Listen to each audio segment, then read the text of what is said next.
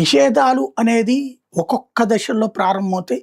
మొదట వార్తల మీద నిషేధం, ఆ తర్వాత మీడియా మీద నిషేధం, ఆ పైన ఓట్లని తీసేయడం, ఆ పైన చివరికి నియంతృత్వం. ఇది దశల వారీగా ఆ దేశాల్లో జరిగినాయి. అదే భారతదేశంలో జరుగుతుంది. అందుకని కాక్రోచ్‌లు పుట్టుకొస్తున్నాయి. ఇది ప్రొఫెసర్ నాగేశ్వర్ గారు మాట్లాడుకొచ్చిన మాట.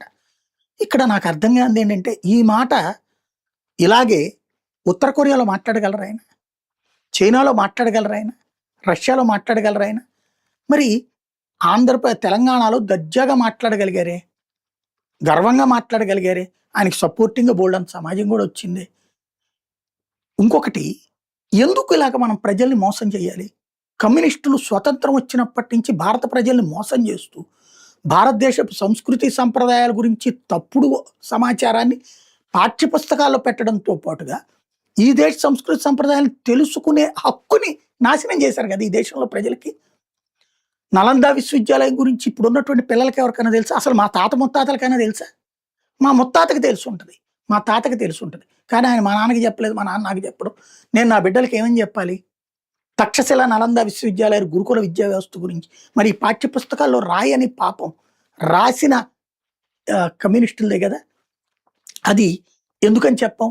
అట్లాగే ఈ దేశంలో ఇప్పుడు ఏది ఓట్ల తొలగింపుకి సంబంధించి, ఓట్ల తొలగింపు కేరళలో కూడా జరిగింది కదా.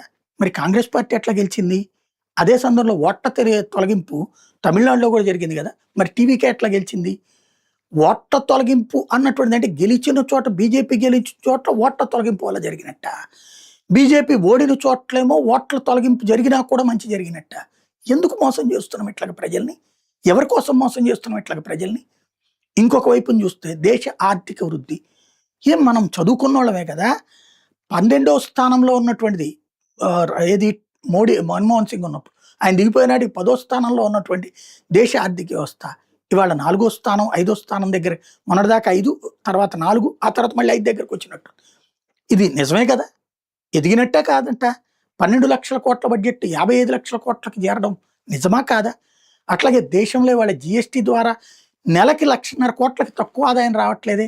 ఇన్కమ్ ట్యాక్స్ ద్వారా వేల కోట్ల రూపాయల ఆదాయం వస్తుంది, లక్షల కోట్ల రూపాయల ఆదాయం వస్తుంది.